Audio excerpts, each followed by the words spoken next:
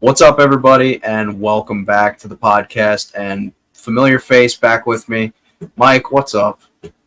I don't know who's dropping out, but I keep getting invited, and I have nothing going on, so I will just show up. Thank you for having me back. You know, luckily for you, it's your lucky day because Dario dropped out. He actually had a flight to catch to Vietnam, thankfully. So it's for a good cause. Yeah, well, anything to have that pairing. I'm actually really glad that he will be on the All Stars 5 cast. So happy day. I look forward to it. Yeah, I mean, your and I's credibility was being tested for a couple weeks when we did that first podcast discussing the cast, and everybody saw, the untimely news that came out shortly after about Dario not being on the show. We had people left and right saying, what's your guys' issue? You got us so excited. But, now we could all kind of rejoice here. You and I are in much better spirits here talking about this. And, yeah. For a second, I thought maybe they just sent Rafi there, his twin from Bloodlines. Like a stand-in. That's good enough. It looks like Dario. I would actually like to see him back, but no, I think we get the real deal this time around. Yeah. Well, hopefully we do get the real deal in the sense of if we, depending on what version of him we get, if we get Bloodlines Rivals 3 Dario, we actually could be getting a sneaky good addition to the show. And possibly an underrated pairing, honestly, with him and Ashley. So yeah, I mean, a lot of people kind of say that he was boring on Dirty 30, which I think he kind of knows. But on Invasion, it's almost not his fault that much because he won the first key Daily. Or whatever you had to do to get to the Oasis. So he was just kind of sidelined for 3 or 4 episodes. Mm-hmm. So, I mean, yeah, you're going to get a boring edit when you're not even allowed to compete. Right. And then, that's Invasion, was kind of where we saw him and Ashley's thing kind of start, sort of the inception of it. So, I'm actually excited if they, depending on how deep, they're going to have to at least get shin deep in the water here. Because, sometimes, depending on the theme and the format, if you get 2 exes from the past, on a season together, they kind of, kick the can down the road depending on where they are in their lives. Like, Rivals 3, when Kellyanne and Wes were together, a lot of time had passed, they had moved on. We didn't really get an acknowledgement of sort of that. And then there's been other instances as well, I'm sure, that I'm not thinking of off the top of my head. But this is one where they kind of can't avoid, because the whole purpose of them being together in the first place is because they're exes. So I'm excited to see, how far back they pull the curtain with that, because they can make two historically uninteresting people very interesting. And these aren't my words. I'm just using quotes because this is discourse that's online. Well, they definitely have very real history, which is more than you can say for a lot of the pairings. And there's probably some unfinished business. So, I mean, I'll give them credit where it's due. I do think they did something here. Yeah. This is essentially now going to be a final reckoning too, in my eyes, now that we've included Exes. I can't even call it Rivals anymore. You got Nicole and Melissa there.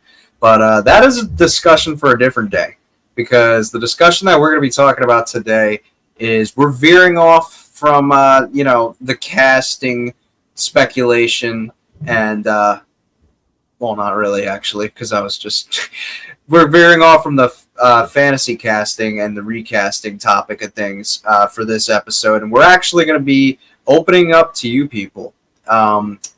He posted a tweet the other day, sort of giving the floor for people to kind of voice their own conspiracies of things that they feel like having to do with the show, everything ranging from time manipulation, just Easter eggs, anything of that nature. We're kind of here to, discuss that and give sort of our opinions on how, real or not real we feel these things are. Some are very common, and then we've got some others lumped in here that maybe aren't talked about so much. And, when I say these things, I'm going to display your Twitter user, and we're going to display the tweet on the screen to give those credit who sent these in. So, getting a little interactive for a change.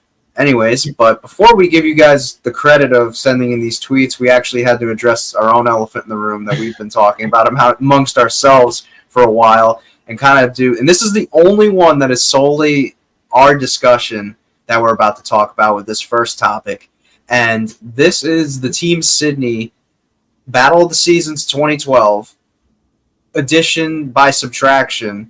Or subtraction by addition, depending on which way you want to word that. I don't know. Either way, they were subtracted from the cast, and we're kind of here to. Yeah, this is the challenge. We don't know math, so no, whatever you just said. We're very stupid individuals. No, I think we both got degrees. No, so Battle of the Seasons. For those that follow cast spoilers from even back in the day, or even digging up your own research recently. It doesn't take a magnifying glass to figure out that fresh meat wasn't originally there. They were flown in for a Team Sydney that was removed from the cast, despite all things being indicated that they actually shot the intro and filmed segments leaving the airport. So they got paid for this. They were given an appearance fee to show up. This team consisted of Dunbar, Isaac, Kellyanne, and Ashley from Real World Sydney. Yes, there was an Ashley before Ashley Mitchell. Google it if you don't believe me. And you can also Google that. You'll see a photo, too, and it actually shows Dunbar, Kellyanne, Isaac, and Ashley at a bar. Like, literally, they're in their clothes that they shot this intro with. You see Dunbar in the same plaid shirt that he wore on Rivals 2. You see the picture that Dunbar posted on his Facebook on Google if you search this up. It's actually quite funny. I had no idea that it's on Google. Changed his wardrobe between the two seasons, but yeah, I've seen the photo, so like that's not a conspiracy. They were 100% there. It's just why they were, why they had to leave the show. Yes, this actual discussion involving this isn't whether or not this rumor is true, because it's not a rumor. They were actually there. It's merely why they were removed. So, from podcasts, even ones that I've conducted on my own, Isaac's also appeared on Challenge Mania and talked about this a little bit as well. He said that they were told that someone on your team has a medical issue, and our lawyers from New York told us that we can't, allow you guys to go forth on this season and compete. And Isaac claims that when they were there, they were telling him he couldn't divulge this information of like what the medical issue was when he wanted to know, but Isaac was the one with the medical issue. When Isaac returned to the States, he saw said doctor that gave him his physical in the first place, and the doctor told him that there was nothing wrong with his physical. He passed it with flying colors, and they never said to production or MTV that there was any issue with Isaac's medical. So that's all we know about that situation. To this day, we have no real answers or validity behind if there were actual issues with Isaac physically. But we know that Isaac was allowed on Free Agents, which was 2 seasons later. Based on that, yeah. An important piece to this that's kind of come to surface somewhat recently is that Zach Nichols talked about his experience prior to Total Madness, and he had taken a medical test for that season, and someone told him that he didn't pass it, and then he was not cast. And then apparently, like, production was giving him mixed messages. Some people said that, no, this never happened, your test was fine, or whatever. So there definitely is some credence to the fact that some people show up for the show and they want to do it, but they kind of use the medical test as a farce to get them off the show, which, benefits some people, doesn't benefit other people. It seems like Team Sydney could have been a victim of that. Yeah, and, there's got to be some rhyme or reason to this because, my theory is Camilla had been coming into her own at this time. The season before, she was a huge focal point. She won the thing. She was one of the bigger talking points with her outbursts on Exes. And so she was really finding her footing in the franchise as like a big key piece that they were kind of relying on. Even Cara Maria, to a certain extent, was kind of like, coming more into her own. They, I think, probably wanted them on this show.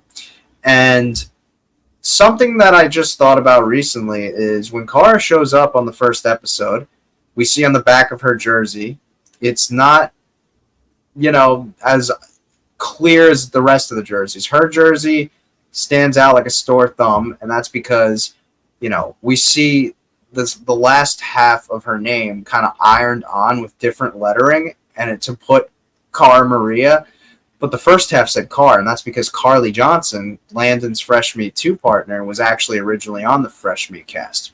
So for me, I think that maybe this is my theory, I think somewhere along the line, maybe, right before they were leaving to go film, maybe while they got there, Cara Maria, maybe she wasn't originally able to do it, got some things changed with her schedule. Hey, I'm freed up.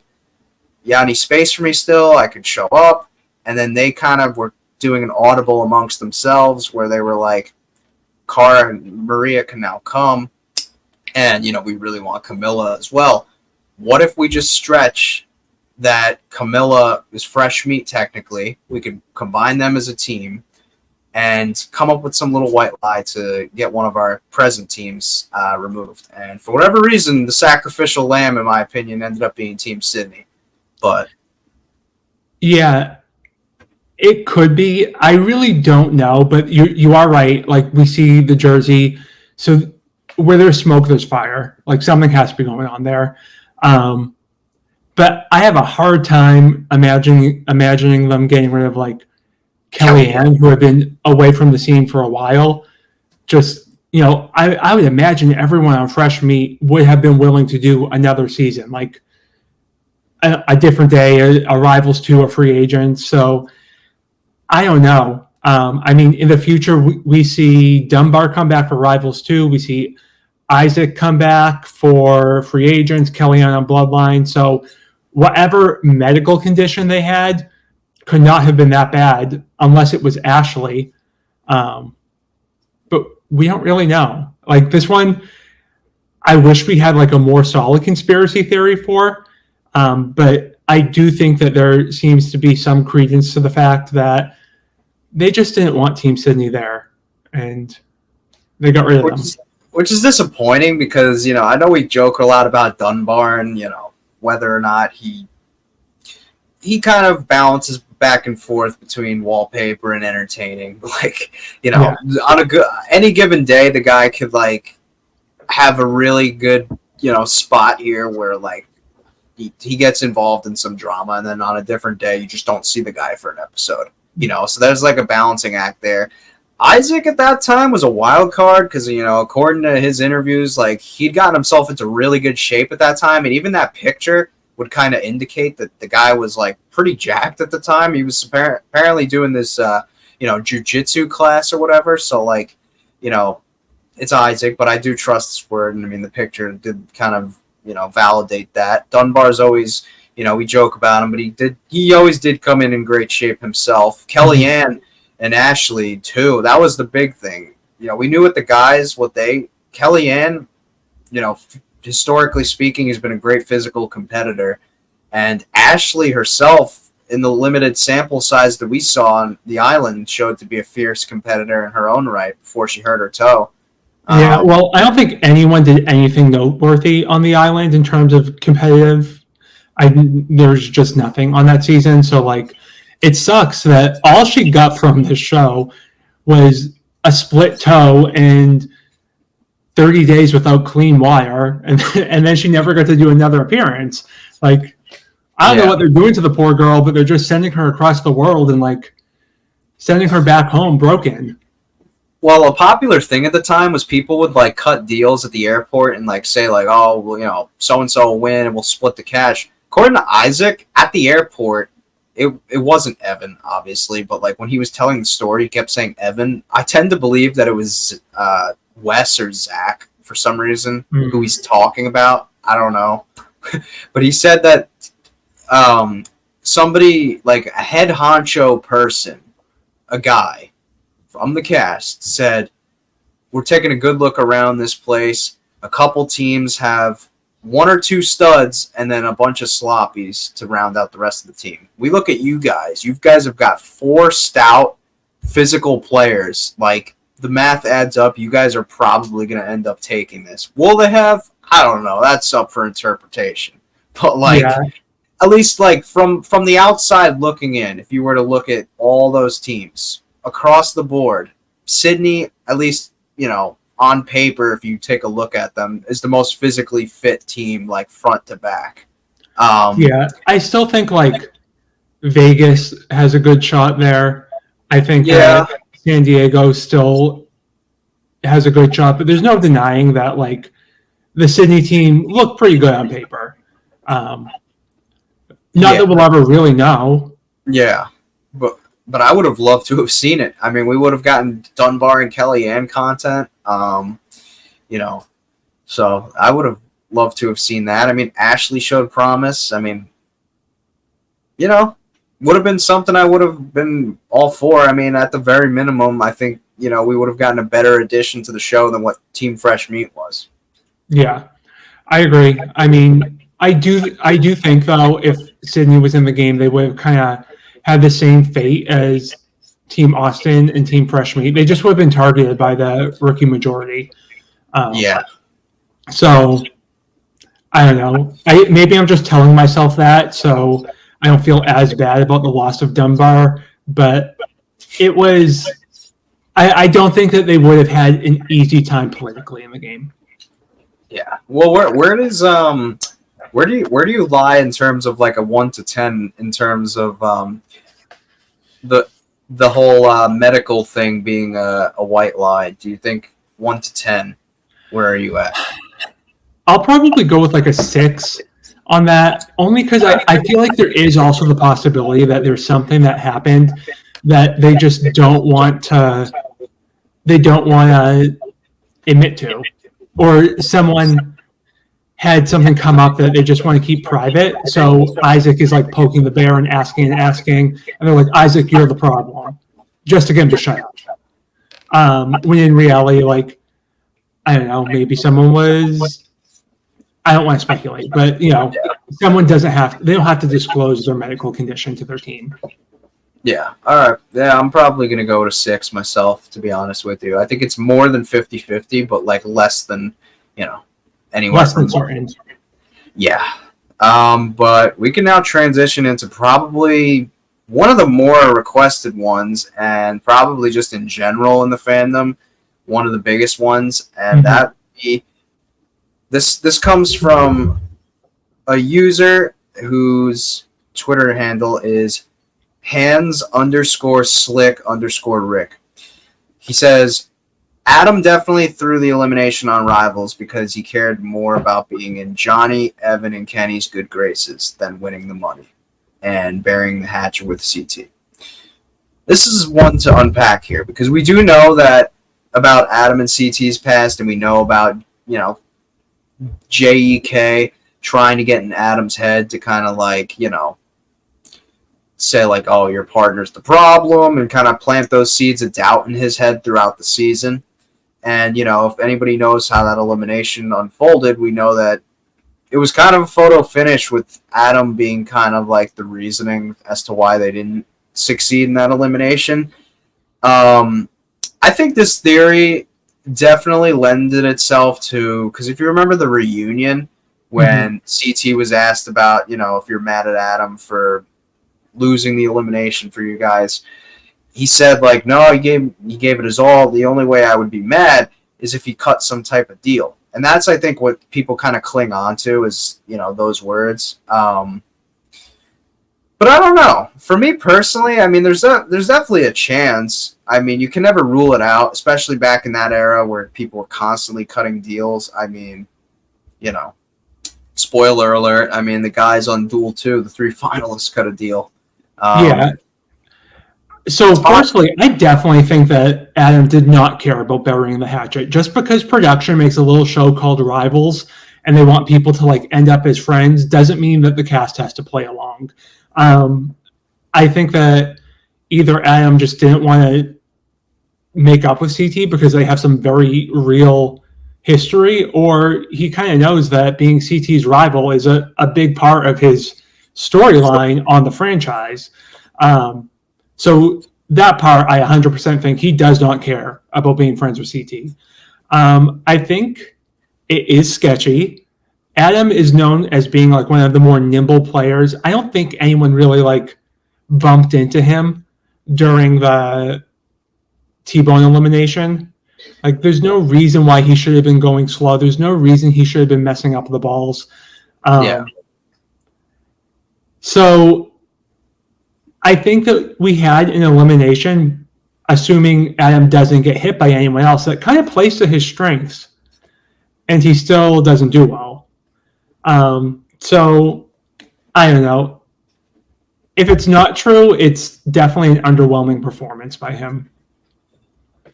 Yeah, I'm actually probably going to go with a 5 out of 10 on this. I think it's more 50-50 than people realize.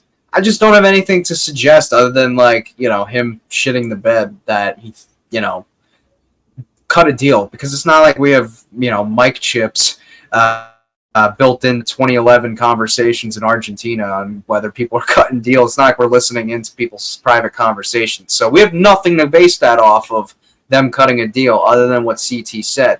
Now, that's a different discussion on whether or not CT heard something that would make him, you know, believe that information. But we don't have that preview to us. So we can't really speculate other than the fact that Adam struggled. But I do agree with your point about him not caring to, you know, bury the hatchet. I tend to go with more like a 50-50 route here. Honestly, I can't say one way or the other.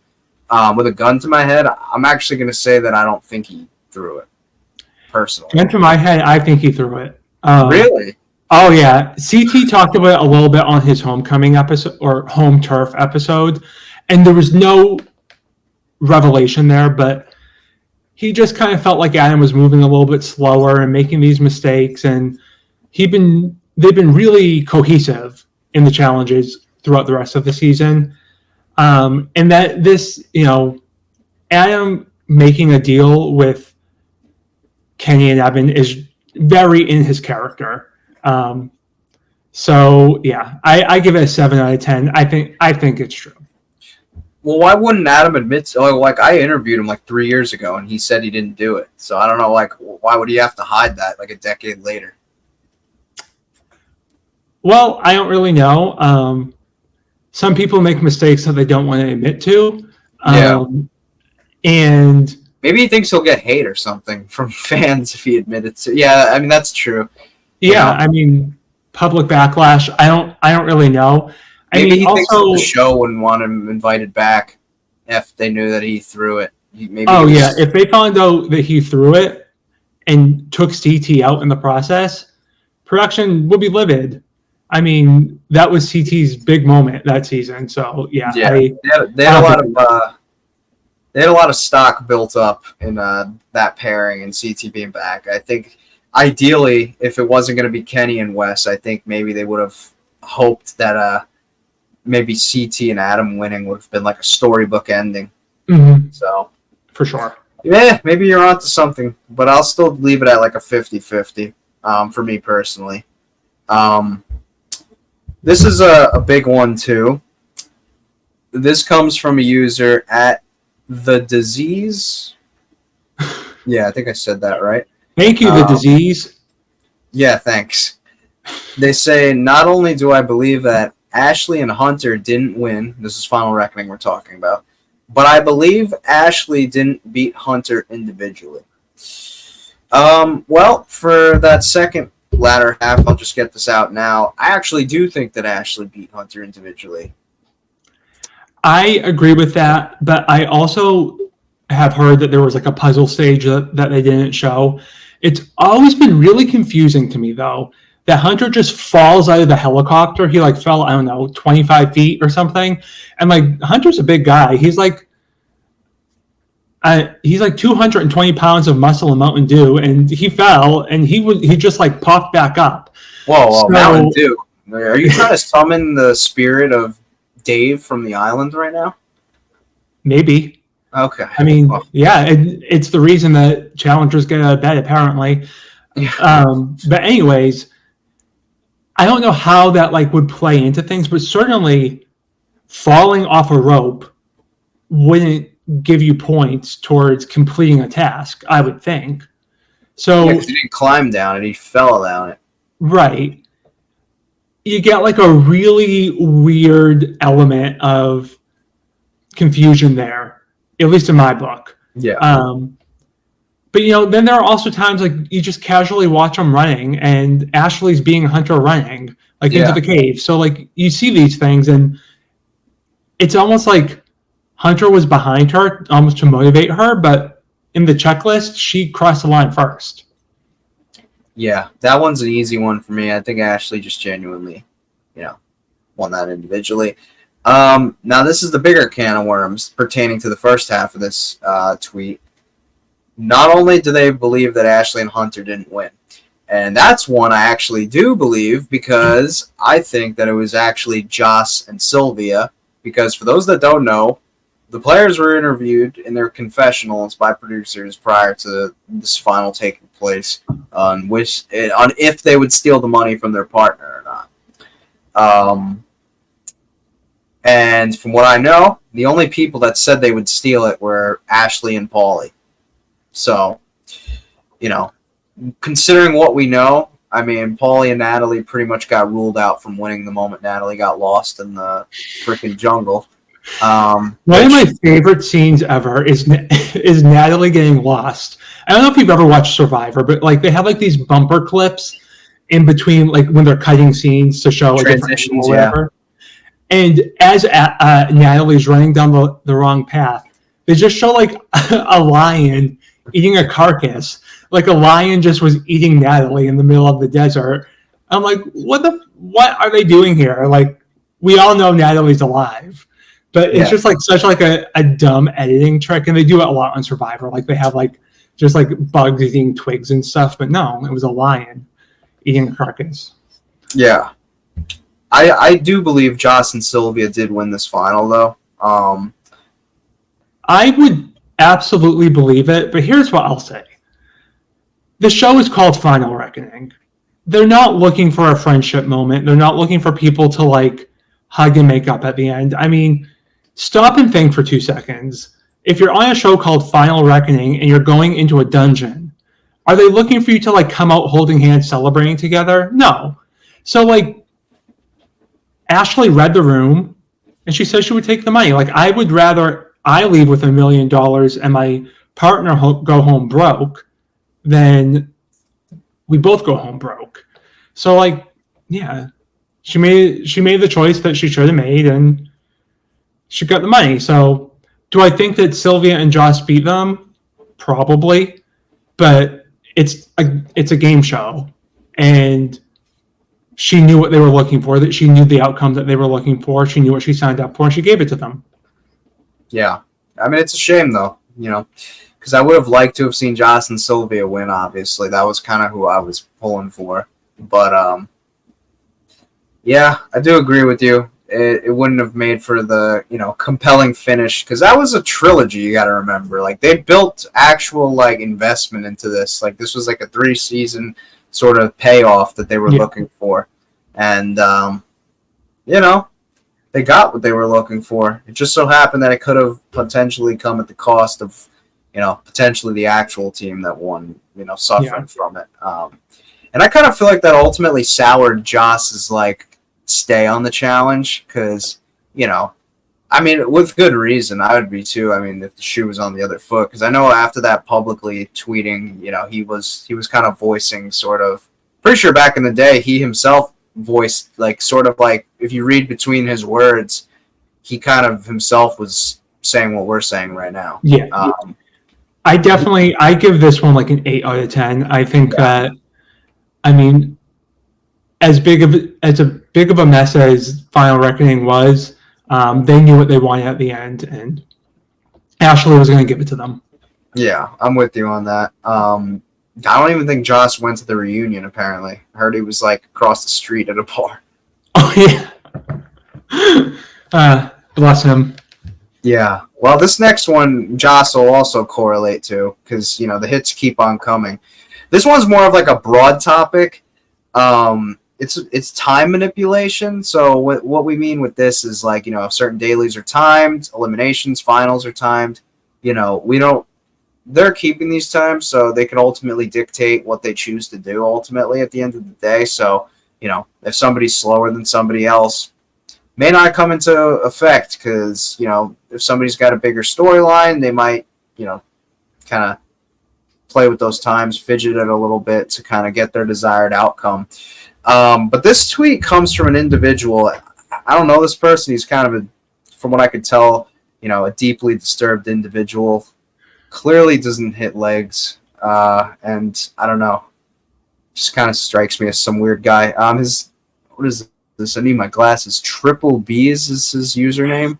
Yeah, I don't know. This guy clearly, I don't know. But anyways, they claim to be on this show. I don't know if this is true or not, but they said there's no way in hell that he and Jasmine had a slower time than Mark and Robin in that log mission. No effing way.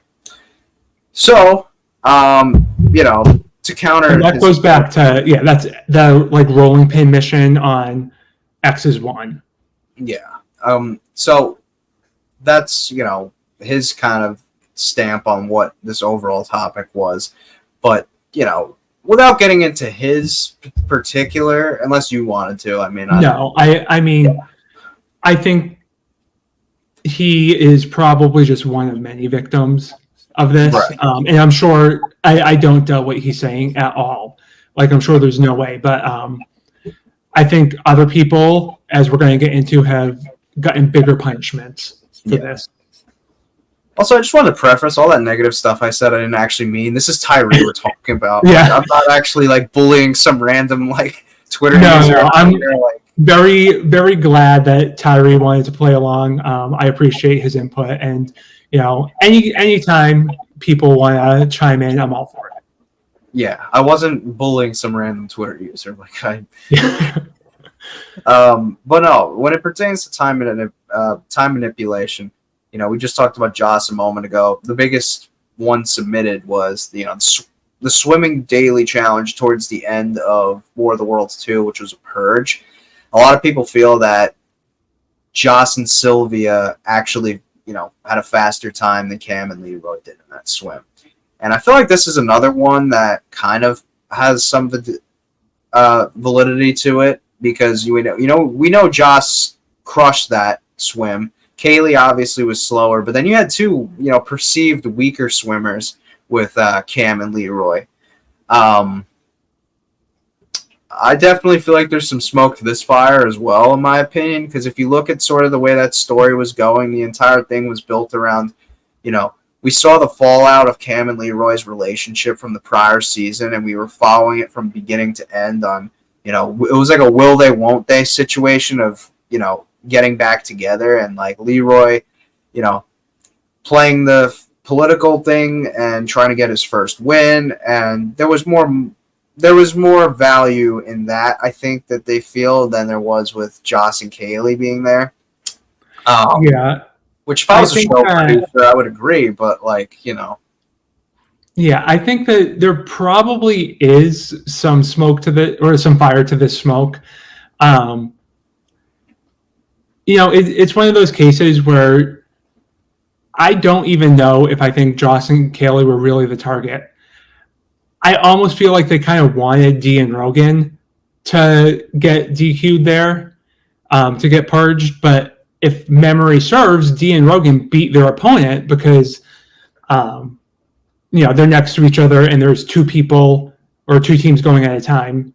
Yeah. But, you know, this is why the show is not a sport and will never be a sport. Because how many times, you know, how many Olympic swimmers do you know that are racing against only one of their opponents in the pool, and no one has a stopwatch? No one can fact check the time. You know, like, if they're going to be playing around with times and actively preventing people from keeping track of their score while the missions are actually being held, like, it's not going to be a sport, and that's fine. But like, don't try and shove this down my throat as America's fifth sport when you can't even watch people racing next to each other, you know. And I think that's a big distinction that kind of makes the show a little bit less fun to watch. Because I do think like with Survivor and other reality shows, people really like when they have a swimming challenge, everyone's next to each other in the ocean. Like you can see who's doing what. But you can't in this case. So we kind of have to rely on the producers to tell the truth. And I don't necessarily think they did this time around. Yeah, I mean, you said everything I was just feeling. Where would you put this? I know you gave 8 out of 10 for the Joss and Sylvia one. Is this less or on par? I think it's a 6 out of 10 for me. It's slightly above 50-50, but not much. I'm going back and forth between a 7 and a 6.5, but we're right in the same ballpark, just about. So, this next one comes from user Michael_Horn23. They say the first specific example that comes to mind for him is the double header elimination on the final reckoning for Devin and Cory to enter the game.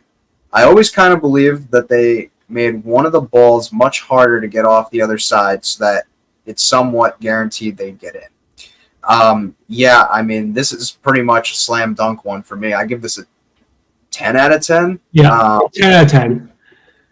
You got to think through the lens of producers here. If you're paying and flying guys in with a built-in storyline, you need a return investment, right? It's like renting an Airbnb out for a weekend, and all your friends and you are going there for the weekend. If you were to show up to the Airbnb and just didn't go to it, like, you wouldn't be getting anything. You just decide mid-trip, like, actually, you know what, guys? We paid for this. We put a down payment on it. The house has already been bought.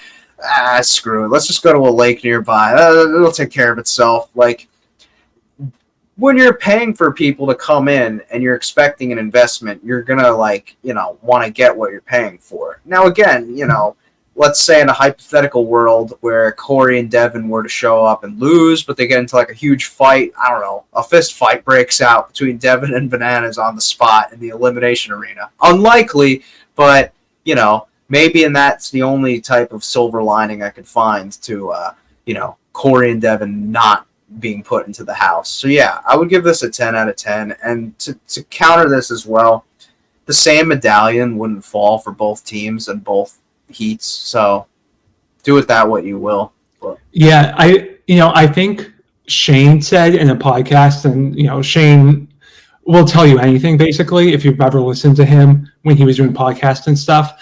Everyone knew the mercenaries were there, because maybe this is a controversial take, especially because I love Amanda and I love Ashley, but I think if the mercenaries weren't there, Amanda and Zach should have sent in Ashley and Hunter to go against Jose and Devon.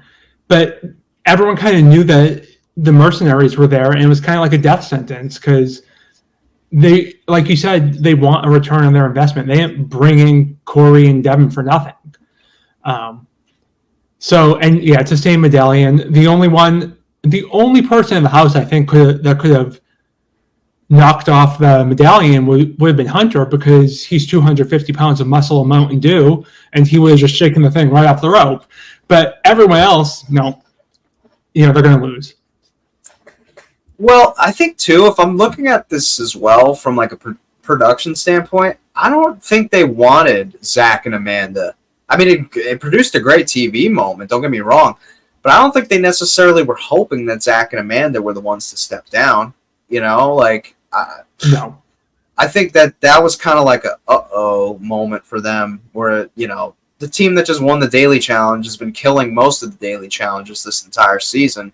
They're the ones to throw themselves in, when they're in the position of power. I don't think they saw that coming. So they didn't account for that. It just so happened that the way it all trickled out, they did that. And, unfortunately, they had to bite the bullet because of it. And Zach got medically DQ'd anyway from that.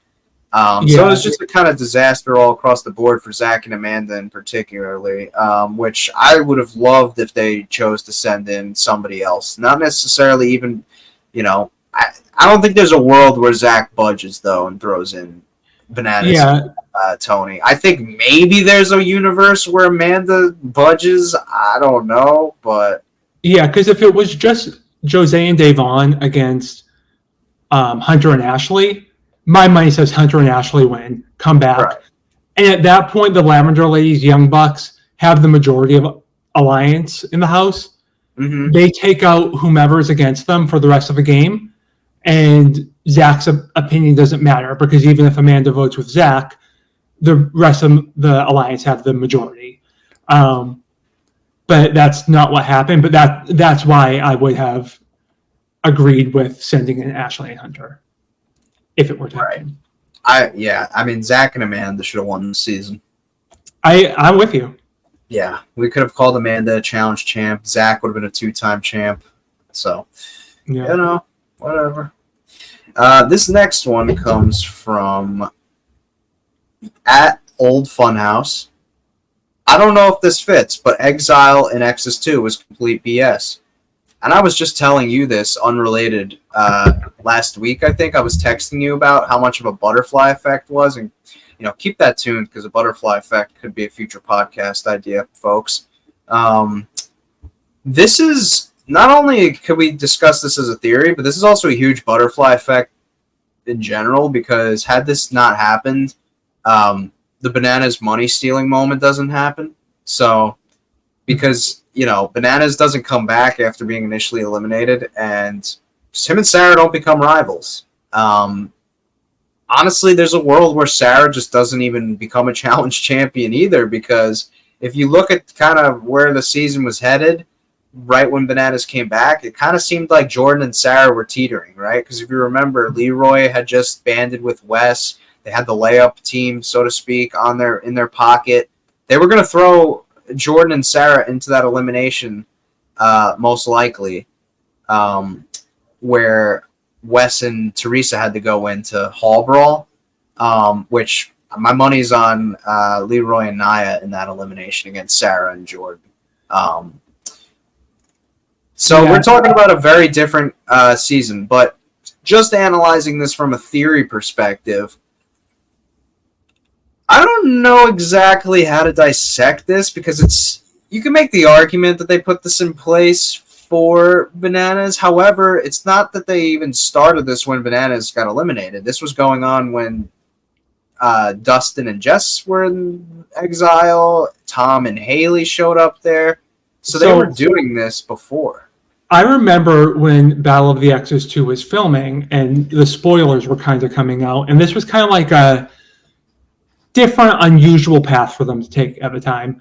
Yeah. And the general belief was that the Exile twist was kind of like a failsafe in case one of the big teams was eliminated and they wanted to bring them back. So, before anything happened with DM, CT and DM would have fit the bill. Probably Wes and Teresa, because Teresa should be the main show here, but they probably treated Wes like the main show. And Bananas and Nani. And then Bananas and Nani did get eliminated, and they did come back. But do I think that this is really like a conspiracy to get them to come back? I'm not convinced by the evidence, just because like the games that they did were so like simple and easy, and there weren't a lot of really formidable teams that could have taken out someone like Bananas and Nani.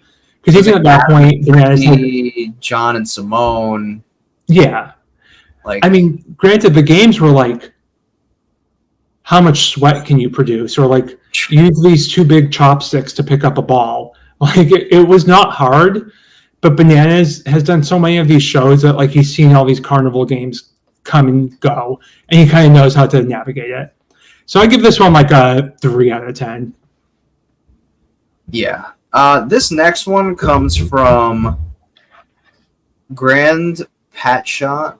They definitely pick the elimination after they find out who's going to be in it.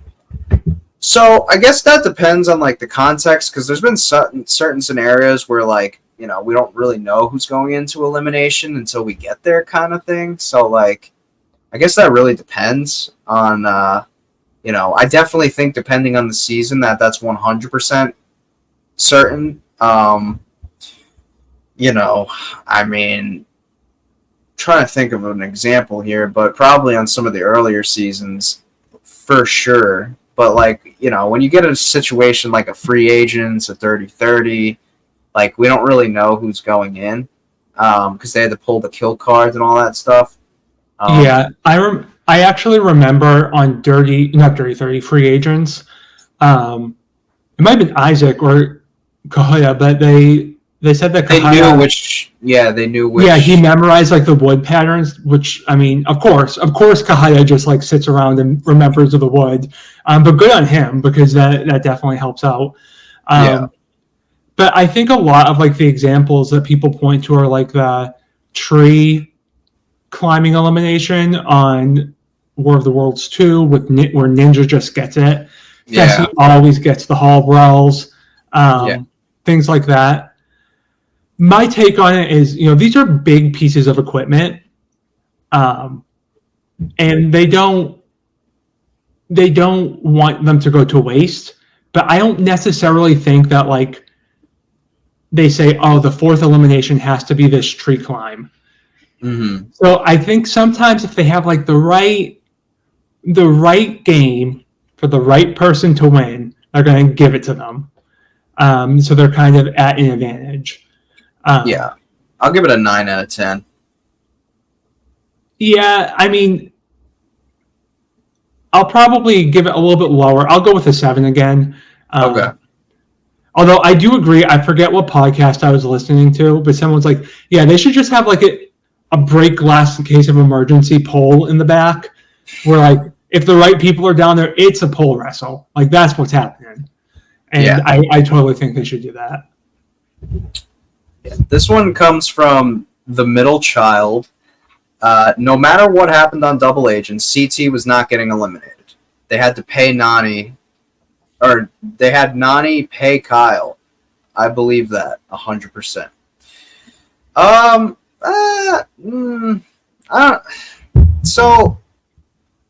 So there's a lot that just magically, wonderfully happened in CT's favor this season.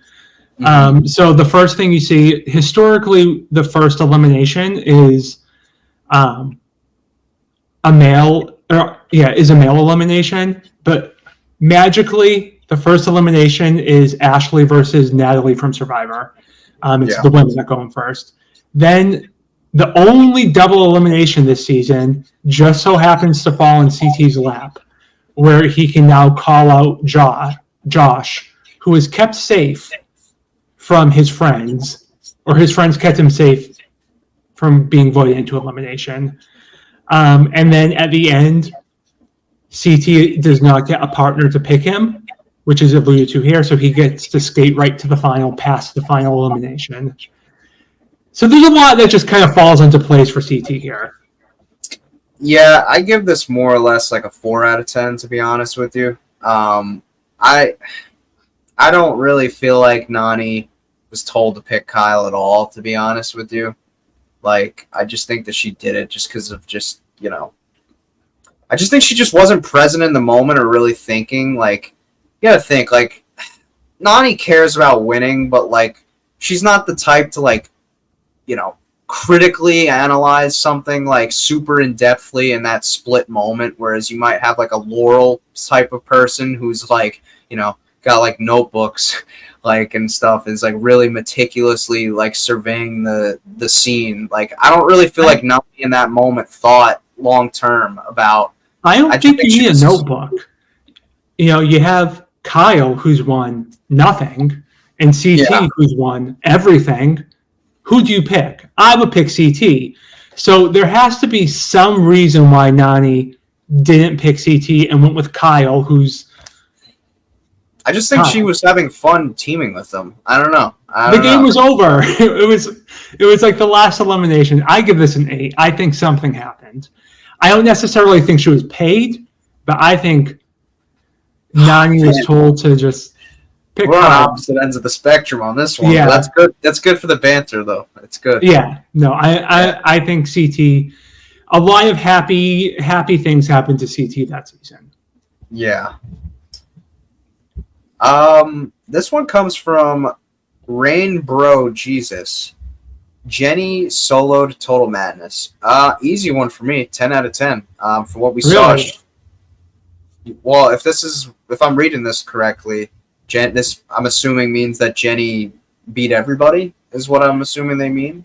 What they mean is Total Madness was supposed to have one winner, and then Okay. manipulated it. So, and sorry, I included this. There are other people that responded to the tweet and spelled it out a little bit more.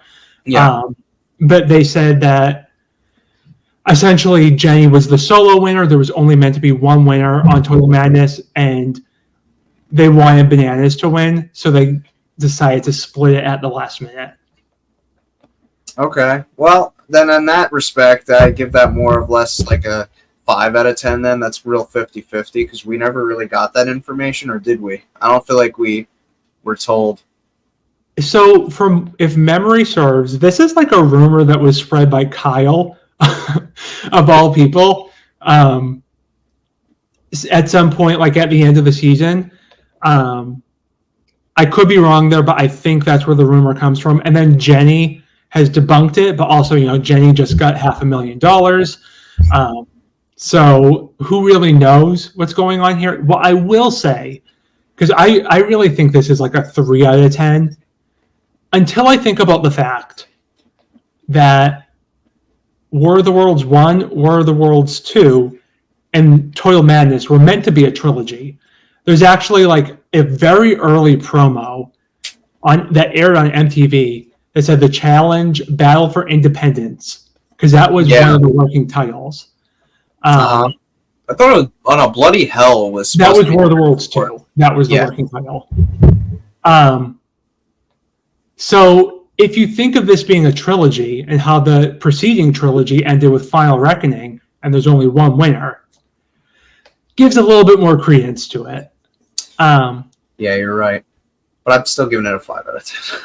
Yeah, that bumps my 3 out of 10 to a 4 out of 10. I still think that they wanted to have two winners. Listen, I still view it as a trilogy, even if it's not. I don't know. It just kind of feels like a trilogy.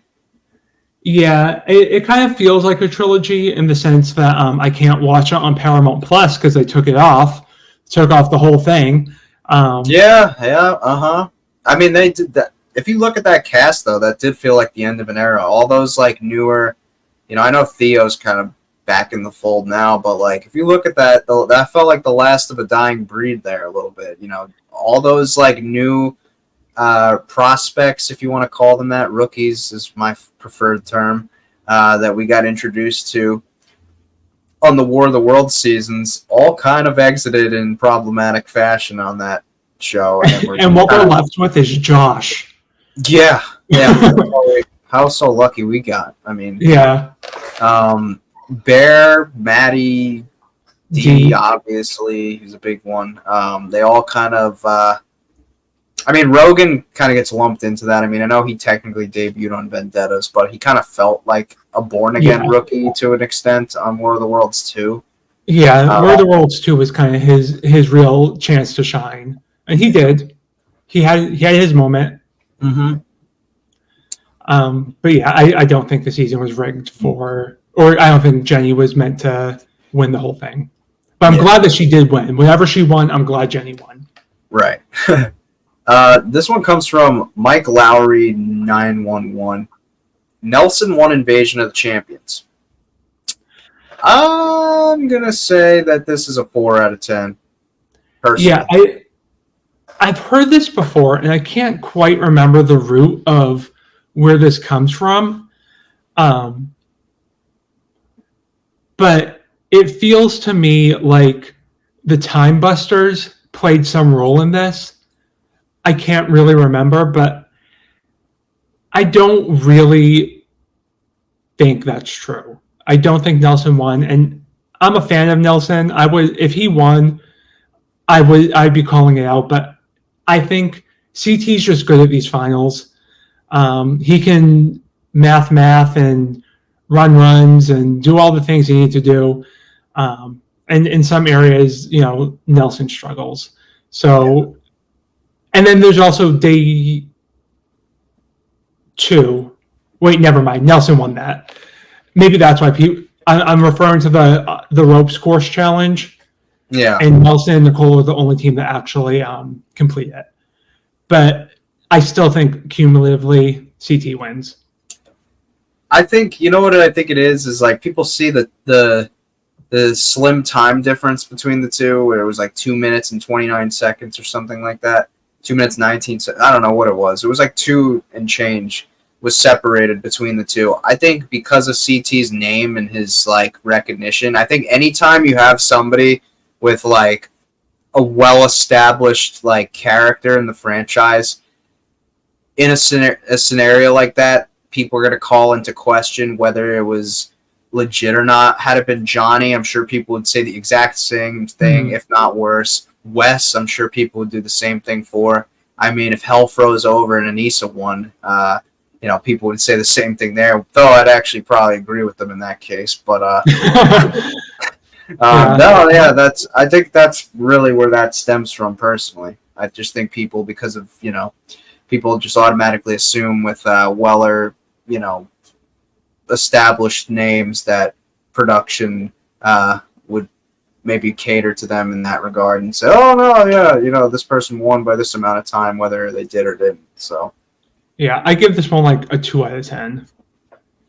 Yeah, I probably should have gone lower, honestly. I give it a 4, just because I kind of wanted to be a little bit generous on that one, but, what are you going to do?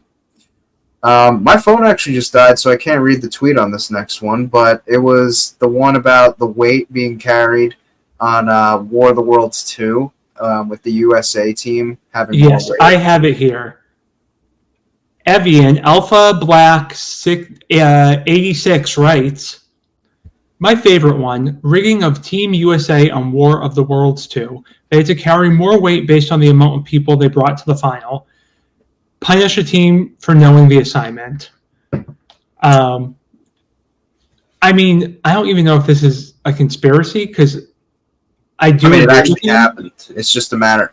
It actually happened. It's just a matter of why is the real question. Like, why Yeah. You're not supposed to want to lose and send your teammates into elimination. Like, I don't think they were warned to do that. I don't think they were told to have like a slimmer team. Yeah. For the final. So like giving them more weight does seem inequitable to me, but at the same time, they have more people and only 4 people have to carry the gurney at a time. So they rotate more. But I still think the amount of weight they had to carry is really unbalanced. So do you think it should have been equal amount of weight? Yeah. I think it should have been equal. I don't think Team USA should have been penalized for winning more challenges throughout the season, which is why they have more people on their team. Yeah. Well, no, I mean, this person's calling into question the reasoning behind them giving them the more weight. Do you feel like they did that specifically because they wanted a desired outcome, or they just thought that this would create a better final? I don't know. I think the theory is that, not the theory that is being proposed here, but I think the reason production would do this is because conceivably the team that has more weight is the better team going into the final, so they want to have a more equal match. Yeah. And sometimes they throw these equalizers in there and they don't work out. But then you get to the purge and Team USA has to lose 3 people. Mm-hmm. Team UK only loses 1. And Team USA, they have been winning the whole season, and they played, love the Kara alliance or not, they played really strategically, and they got penalized for it. I don't really feel like. I don't know. I don't really know if there was a desired outcome one way or the other, to be honest with you. I don't think that this is a case of rigging. I just don't think it was well thought out. So, yeah. Originally, I did this like a 3 out of 10. I'll go 5 just because, it's more 50-50. I wouldn't put it past them, but at the same time, I have nothing to suggest otherwise. I saw one about, if you could find it, it was having to do with Janelle and Darrell on All-Stars 2, and I was thinking that could be a good place to close on that one. Yeah, that's the last one we have. So, Mike Lowry, thank you for sending in all these tweets. Janelle and Darrell's safe was broken during the All-Stars 2 final. Okay, so bringing my memory back, so when they got to that last checkpoint of the final, their safe wouldn't open. That was the thing, right? Yeah. So I remember this being a thing, but I don't think it directly or exclusively impacted Darrell and Janelle, if I recall correctly. So I don't know if you remember this final well, but at the end when they were opening the safe, there was some like weird instructions. They had to like loop around and double click this number and tap this way and all these weird things to open the safe. And apparently that was just like kind of tacked on at the end. And they didn't give the team the proper instructions to open their safes. And that's pretty much all of them. Everybody? Yeah, from what I understand. But what I'll say about rigging it against Darrell and Janelle is they were the first ones to finish the eating portion, and they were the first ones to pick their puzzle, and I believe the safe corresponded to the puzzle that you completed. So I don't think they rigged it against them because they could have just theoretically picked a different puzzle to complete and opened a different safe. Yeah. And I think that they just kind of picked a bad puzzle to complete, but that was just because they had to do it. Like they had to pick one, and they were like, "I picked that one." I don't think they were being targeted here. I'm going 3 out of 10 on this one, to be honest. I think this is more or less just a stupid construction and probably a equipment malfunction more than anything else. I just think, somewhere along the line this wasn't put together super well. I don't think this is necessarily a case to do with rigging itself, because if you look at those teams, I mean, like, yeah, Darrell's like got a reputation of being like a legend of sorts, but like I don't really feel like if you look at that field of people there, nothing really jumps out and screams at me like production really feeling the need to like, oh, we gotta really get involved here and make sure that like, this so and so wins. I mean, maybe you could argue John A, but like I don't really feel like there's a dog in the fight here when it comes to production. I think what happened was that they gave every team the wrong instructions to open the safe. Yeah. And that was supposed to be like the final element of the final task in the final challenge. And because that portion was incorrectly communicated to the teams, they were like, oh, well, John A and MJ, you were first to arrive at the safe. We're going to call you the winners because you were in the lead where you could have performed.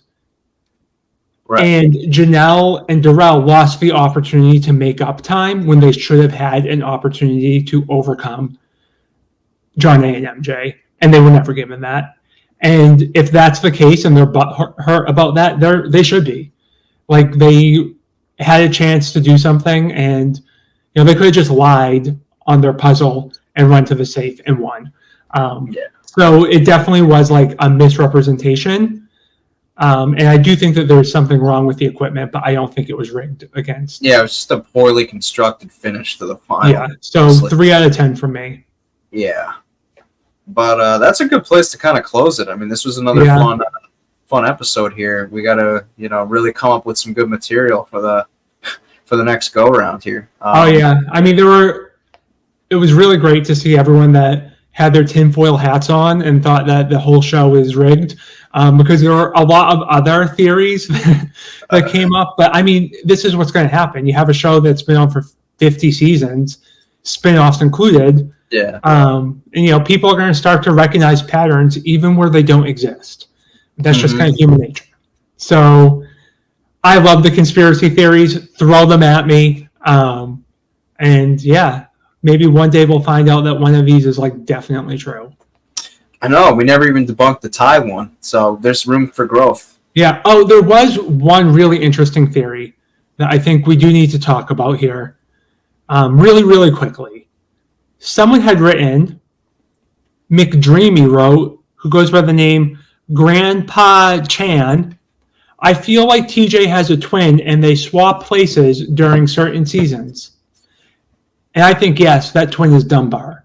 Dunbar has been hosting some of these seasons. No one saw it because they weren't watching, but he hosted Battle for Did you also know that Dunbar and Batman haven't been spotted in the same room at the same time, too? I mean, I would believe it. Yeah. I would believe that, yeah. I mean, all I know is I sent out the bat signal while Dunbar was filming Battle of the Exes, and no one came. Yeah. Well, he was on camera filming Battle of the Exes. Oh, listen, he had that fort at the time, so like there wasn't much sunlight coming in, so he might have not seen the bats.